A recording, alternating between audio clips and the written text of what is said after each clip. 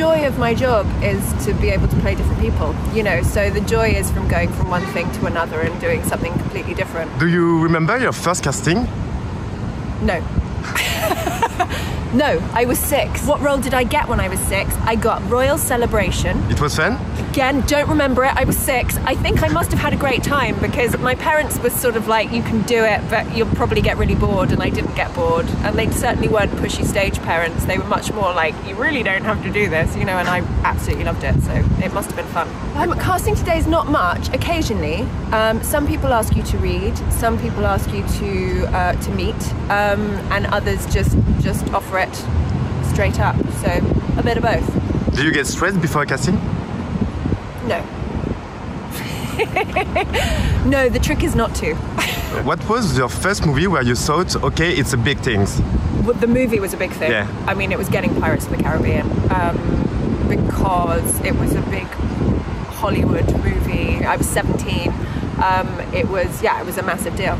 Pirates of the Caribbean was incredibly important because it was such a massive box office success. And I think the thing is, when people are casting, they're looking for experience. Well, they're looking for skill, they're looking for experience, and they're looking for people who can get a lot of attention. And because of the success of Pirates of the Caribbean, I mean, there's no doubt that that's why I got Pride and Prejudice. So it very much set me up for the rest of my career. Have you ever had a trouble getting out of a role? Yeah. It's taken me years to realise that if my character is upset, I am upset.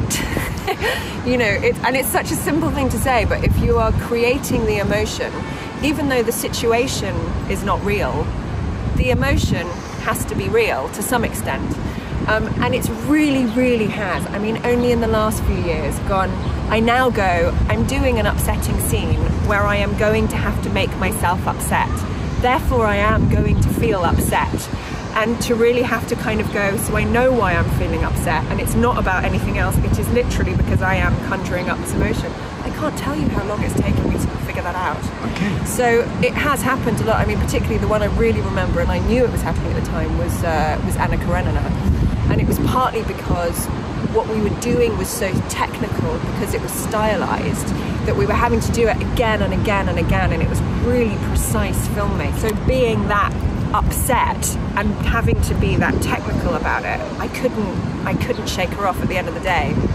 I wasn't very happy most of the time.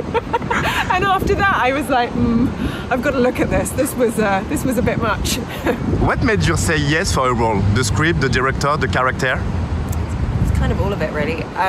It's gut. It's like, if I have to think about it and wonder whether I should do it, I don't do it. And if it's something that immediately it's an immediate response to a script, is what I'm looking for. It could be a really good script and a really good director, but for some reason it's not the thing that I need to do right then. It's not, because I know that I can only be good if I've gone, woo, you know, if there's that immediate reaction to something where it really speaks to me in that moment. That's when I say yes. I can't plan it. There's no strategy. It's just like, yes, this is where I am right now, and this is what I want to express, or this is what I want to look into. You know, so if I say no to things all the time, that I'm like, yeah, but no. The feeling. It's a gut feeling. Yeah. Okay. I wish it wasn't. I wish I could put something else. Then I could actually say to my agents, go and find me something like this, but I can never do that. Are there any roles or subjects you are afraid to play? I don't like horror. I don't like watching it. I don't like reading it. I don't want to put my brain in there. And it's, you know, it would be a very smart move, because you can make them for very little money and they can make a lot of money. So as a business move, a horror film is a great idea. Also, you get really interesting young directors doing horror films. I cannot bear them. I don't want to be scared. I just don't. It doesn't appeal to me. Like, so that's my one where so I get quite a lot of calls from agents go, there's a really interesting horror. I'm like, no. Not for me. Can't do it. No. I'm always saying it. I'd love to do a sci-fi. I can never find the sci-fi that speaks to me. And I've been offered, and it's been very sweet, because I've been saying it for years, and people have sent me sci-fis, and it's not that they're not good, it just hasn't quite got to whatever it is that I'm searching for in it. I love the genre. I love the kind of, not necessarily fantasy sci-fi, but that kind of desolation, you know? And I can never quite find it, so I haven't found one yet. This is the moment to... I mean, yeah, but again, I've been saying it for years. It's not yet. Thank you, Keira. Thank you very much. Thanks.